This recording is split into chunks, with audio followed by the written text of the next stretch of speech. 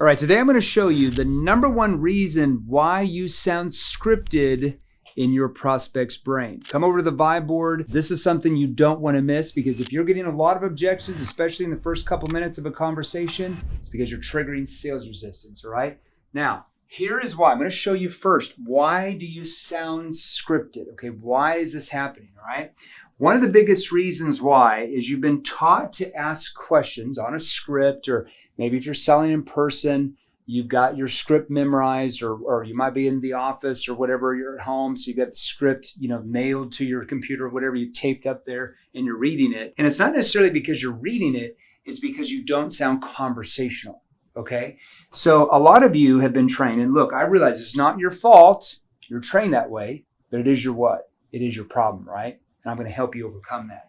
So a lot of you ask questions, you've been taught to listen, and at the end, what you do after they answer the questions, you're like, okay, cool, right. Or you say like, okay, cool, awesome, or okay, gotcha, or oh, that's great, okay, let me ask you, or you mirror them. A lot of you have been taught, I got to mirror them. So if they say something, what I think I heard you say is, and then you repeat it back.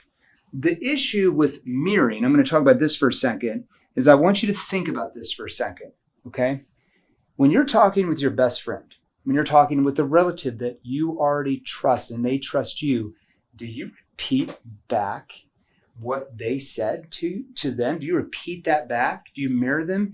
You don't. And you don't because that would sound unnatural. The problem is you're doing that with prospects, and they're human as well. And it causes you to sound unnatural because that's not how a natural conversation goes. Now, you don't want it to sound scripted, of course. You don't want to wing it either. It's got to be a skilled conversation, but it's got to be a way where the prospect feels like they already know you, that you're trustworthy, all those things. So be careful about mirroring. If you're going to use it here and there sparingly. Don't use it that often in a conversation. It does not work that well, okay? And then right here, when we put in these filler words after they tell us the answer, to your question, this is because your brain is searching, what do I say next? You're like, okay, cool, awesome. Let me ask you, and you're searching for the next question. The problem is that doesn't sound natural in the prospect's brain, because if they're talking to one of their friends don't do this because they would just know what to say next because they already know where to go. That's why you sound scripted. Now, I'm going to show you how to overcome that. Now, that's one way. I'm going to show you two other reasons why you sound scripted to your prospect. So what we're going to do is we're going to use what are called verbal cues. I kid you not. And verbal cues, you're going to bridge from question to question. This is called bridging, okay? So how do I make a conversation conversational? Okay, you're going to bridge from question to question using verbal cues. Now, what are verbal cues? I'm going to have you write these down. I'm going to give you a few examples here, okay? Now, there's two ways I use verbal cues. The first reason is when they're talking, I'm using little words like, really? Now, I'm exaggerating. You're not going to do that every 2 seconds, but about every, let's say, 7 to 10 seconds, okay, depending on the context, when they're talking, I'm going to say, right. Okay. I see. Now, like I said, you're not going to use them every 2 seconds. I'm exaggerating.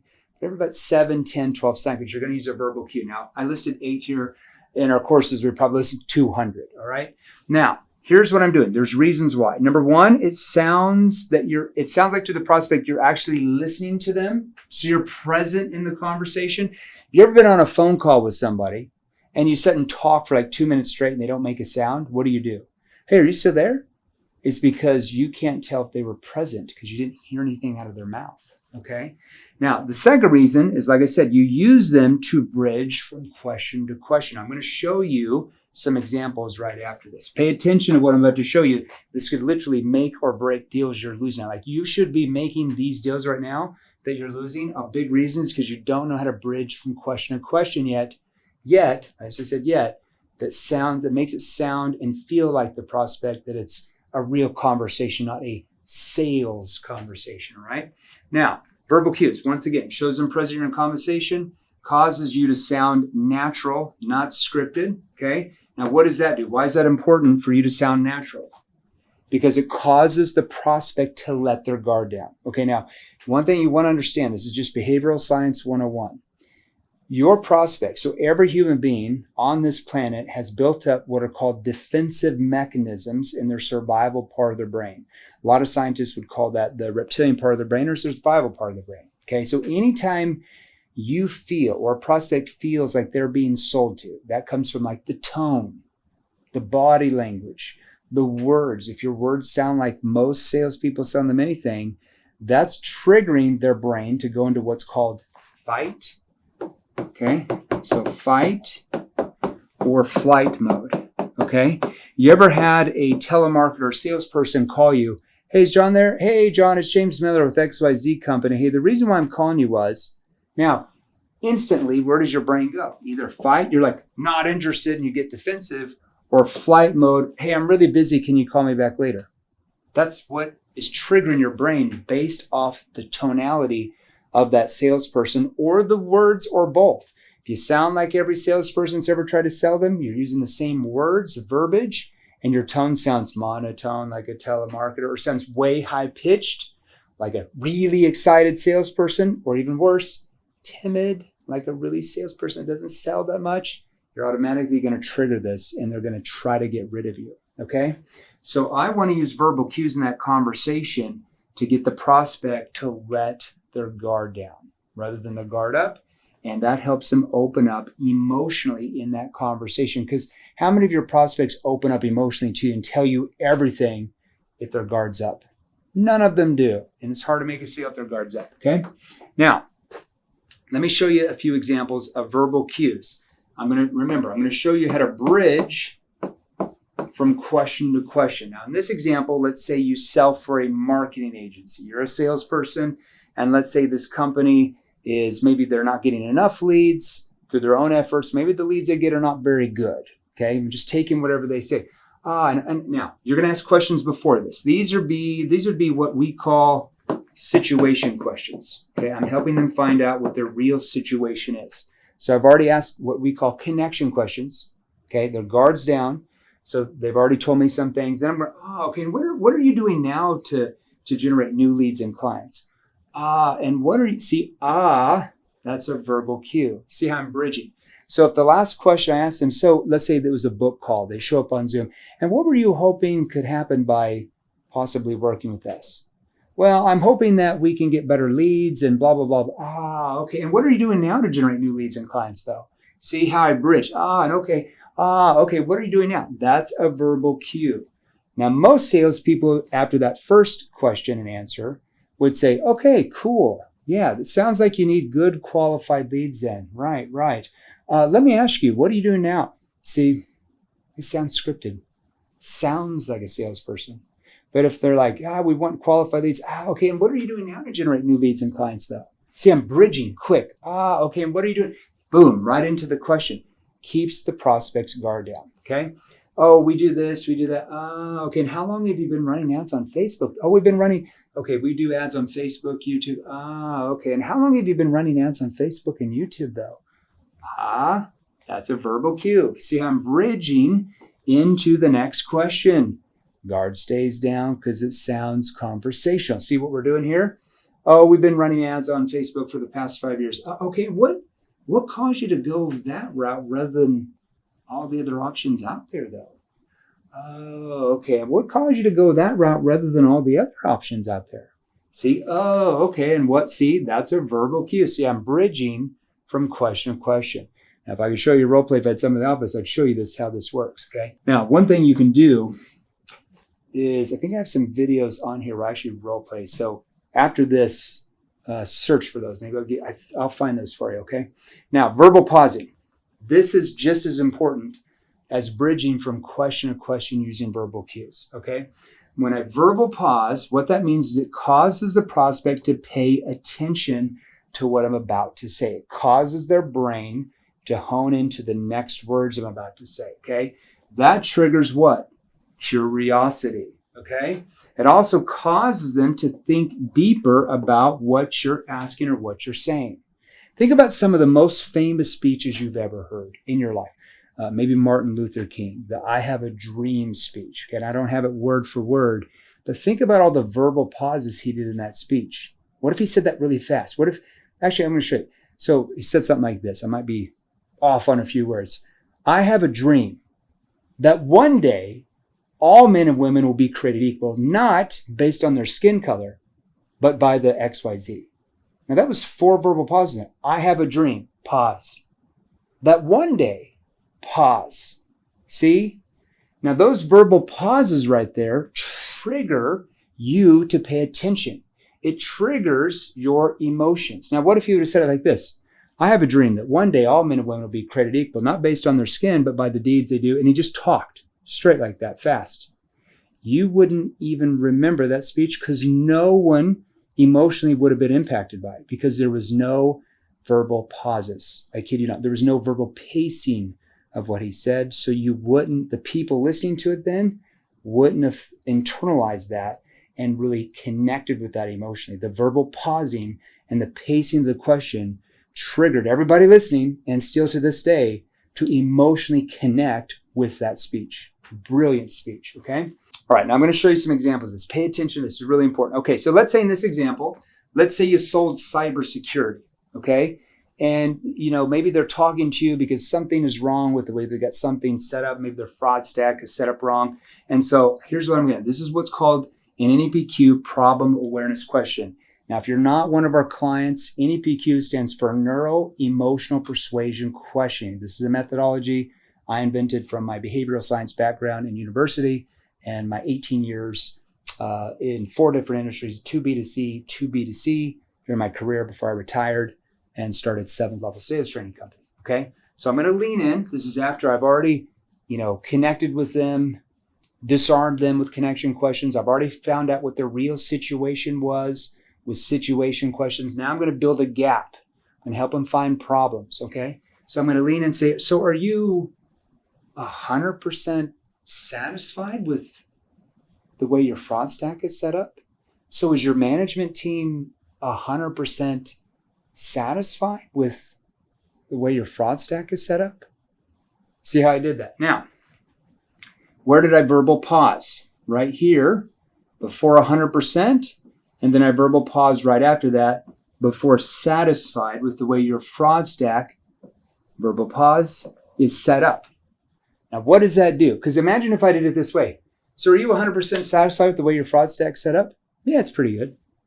See, I said the question too fast. I asked it too fast. So I give the prospect no time to internalize what I just asked. But when I slow down and I verbal pace it out, this is called verbal pacing. Okay, write this down unless you're driving in a car. Don't try to write it down if you're driving.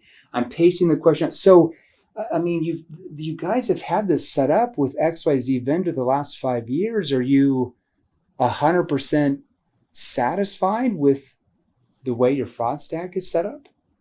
See the skepticism there. I'm concerned. I've got a concerned tone, but a little bit of skeptical tone. Now, why would I say 100%? Why not say, are you satisfied? Because no human being is what? 100% satisfied or happy with anything they have, right? Let's say the person you're with now, your partner, first couple months, you were happy. They could do no wrong. They were an angel that had wings, right? 6 months into the relationship, did you find something you might not like? Yeah, right? Nobody, just the human nature, nobody's 100% happy with what they have. There's always things they want better, okay? That's why I'm using 100% right there. See what I'm doing there? Now, a lot of you guys have questions in the comment section about how do I apply it to my industry, Jeremy? Or what do I do if the prospect says this or says that? I don't respond to a lot of comments in the comment section, although I do want you to comment about what you've learned from this or what you want me to do in the next training video. So the easiest way to get a hold of me is simply to text me, all right? So I'm going to give you the number. I put it on here on the board. It's 480-637-2944. So 480-637-2944. Just text me on that, and I will get back to you and answer your questions, okay? Let's move on to the training. Hope you wrote that down quick. For those of you who didn't, nothing I can do. All right, NEPQ probing question here. Now, let me show you how to verbal pause. So let's say that the prospect says something's really important. These are just generic, okay, not industry specific. I'm going to show you this. So why is this so important to you now, though? Can I ask why this is so important to you now, though? Now, why would I verbal pause right before I say the word now? Because now where did I cause their brain to go?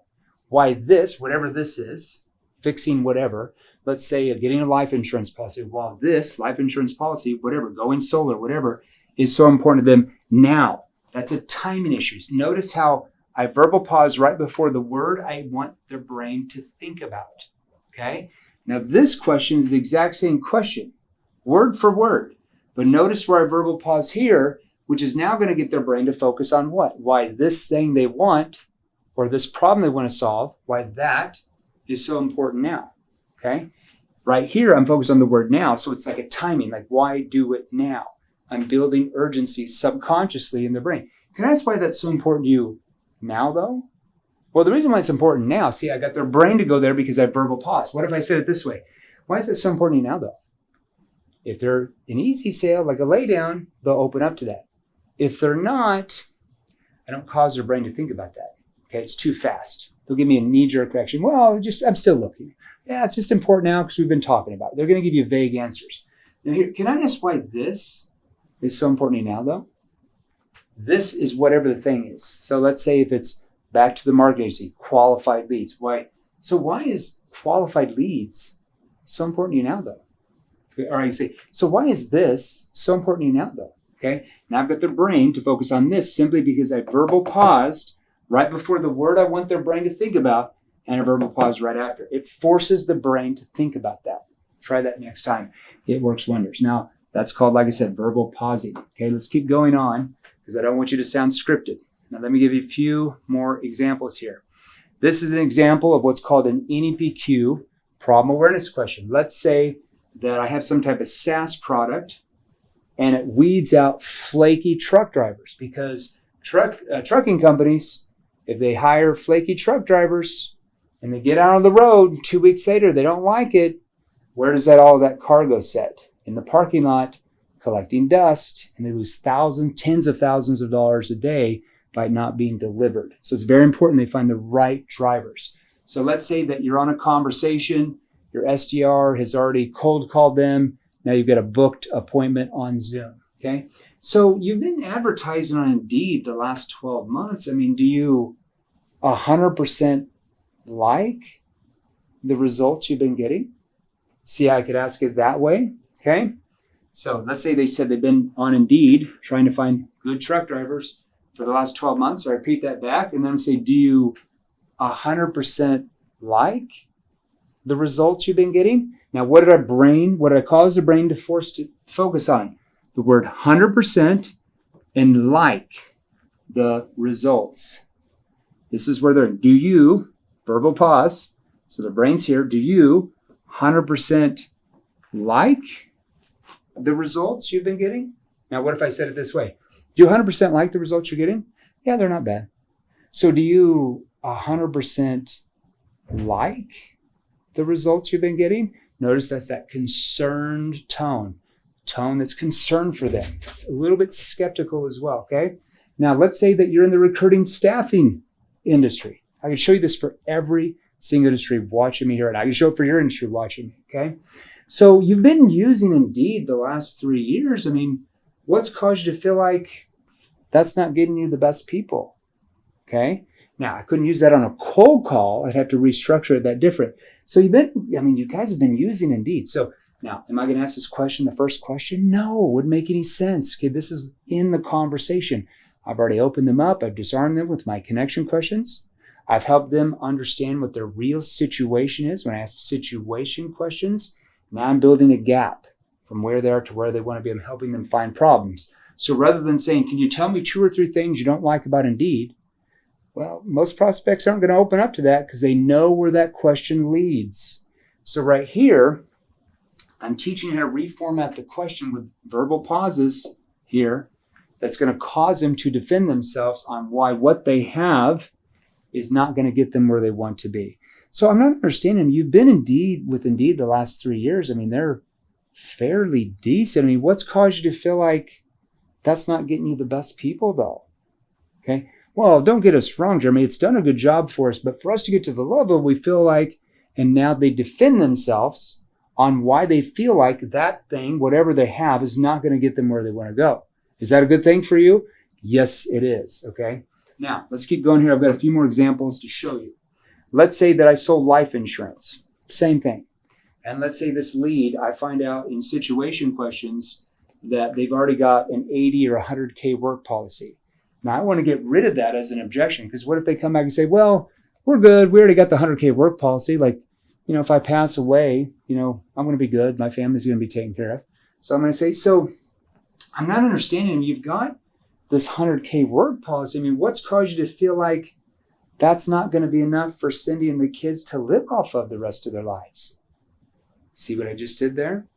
Now I get him or her to internalize why the work policy caused you to feel like that's not going to be enough for Cindy and the kids to be able to live off their entire life. Okay, now I get him to visualize that, to think through that, him or her. And now that emotionally causes him or her to feel pain and have a fear of future pain when they're not there. So you've already got the policy with State Farm. I mean, what's caused you to feel like that might not be enough for Cindy and their kids for Cindy to be able to retire on time? Now he or she's forced to think through why that policy is not going to be enough they already have. Okay. Now there's more to that. That's a verbal pause right there. Okay. Let's go through another one. Let's say if you sold financial services, all huge industries for us. So, I mean, you've been with Ameriprise the last 10 years. I mean, what's caused you to feel like that plan might not be able to retire by the time you turn 61? Now notice all the verbal pauses right here, right here, right here, and right here. Okay? Now, Ameriprise, I love you. I'm actually one of your clients. I invest a lot of money with you, but because you've never reached out to us for us to train all your salespeople, I have to put you in these YouTube videos. There you go. You should reach out to us, Ameriprise. I love you. I love the returns. We just could help you sell a lot more to those people. I love you. All right. So you've been with Ameriprise the last 10 years. I mean, what's caused you to feel like that plan might not be able enough to retire by the time you turn 61? So you can pause right here. Okay. Now, cause you to feel, not think. Why would I say feel instead of think? Because do human beings make decisions logically or emotionally? Emotionally, 100% of the time. Brain studies prove that. There's no debate among behavioral science on that. Okay. I feel like a drink of water because I'm thirsty. I feel like. Notice every decision you make starts with your emotional side of the brain. So you want to keep them on their emotional side of the brain. When you start saying, what do you think? You're taking their brain back to the logical side. Don't do that unless you want to lose sales, okay? Cause you to feel like that plan might not be enough to retire you by the time you turn 61. So I'm going to pause differently. Let's say, and I'm just repeating back, let's say they said they want to retire by 61 instead of 67. I'm causing them to defend themselves on why the plan they have, they feel, is not going to be enough. Now, like I said, a lot of you guys have questions. So if you have questions, how do I do this for my industry? Or if you got any type of sales questions, the best way to reach me rather than having me respond to all your comments here on this video is to simply text me. So it's 480, I'm going to give you the number one time, 480-637-2944. Typically, after I do one of these, me and a couple of sales trainers go into the conference room. We sit there for a couple hours and we actually answer your questions. So we will get back to you. Now, one last thing. If you want more training like this, because I typically do about 2 or 3 of these training videos every week, your next step, hit the subscribe button. My only warning, and I'd hit the notification button as well. That way you're notified when I actually release a new video every week. So like I said, I do 2 to 3, at least 2, sometimes 3 every week. My only warning is, do not share this with your competitors. What I teach you, so don't share my channel with your competition. I can assure you, you probably don't want them to learn what I'm going to teach you here on these training videos. Hope that helped you today, and I'll get back to your text as soon as I can.